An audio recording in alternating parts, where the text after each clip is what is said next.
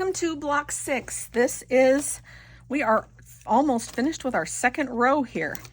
Things that I want to teach you about this one are mostly how to get the easiest way to get this piece of cotton on here. And so I don't have a comparable piece of cotton out here, but I've got this funky little piece of wool here, so I'm going to show you with this piece of wool. Okay, so we're going to pretend it was taller. So I prefer to sew with the machine if I can, so that I don't have to do as much hand sewing. So first I folded this top edge down a quarter and ironed it to the back side. So essentially like this. So I ironed that just on my piece of cotton. I ironed it. Okay, and then I laid it on right about right here, so that there was a 1/4 of an inch between where my overlap was and where that stitching line would be. I laid it on there and I matched it up here to the top right there, so that when I fold it over, I'll have a folded edge to hand sew down right here. And I machine stitched along the edge all the way along, and then I folded this back.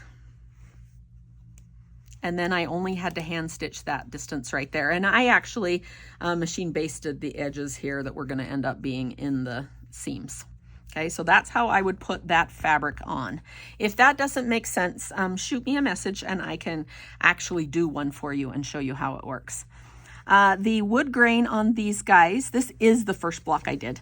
The wood grain on these is just done with back stitches or with couching it down. I just ran the line along and it looks like I've tacked it down here and there, straight stitches, or in some cases back stitches for smaller stitches. These are couched in place. These are stem stitches.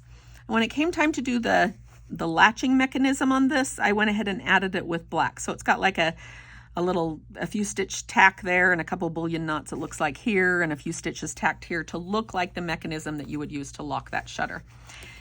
This right here was super fun to do. So at first I was like, okay, how am I going to get leaves on this one? And I tried not to make the leaves be the same block to block. So I just want the leaves to look kind of assorted this way and that way.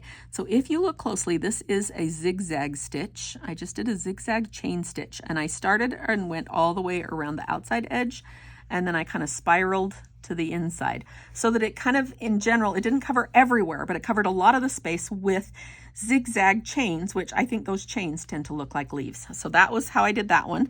And then I went ahead and did little clusters of 6, 7, or 8 red French knots to go ahead and be those geraniums. And then there are also these little purple flowers through the entire thing. And this guy right here, let me zoom way in.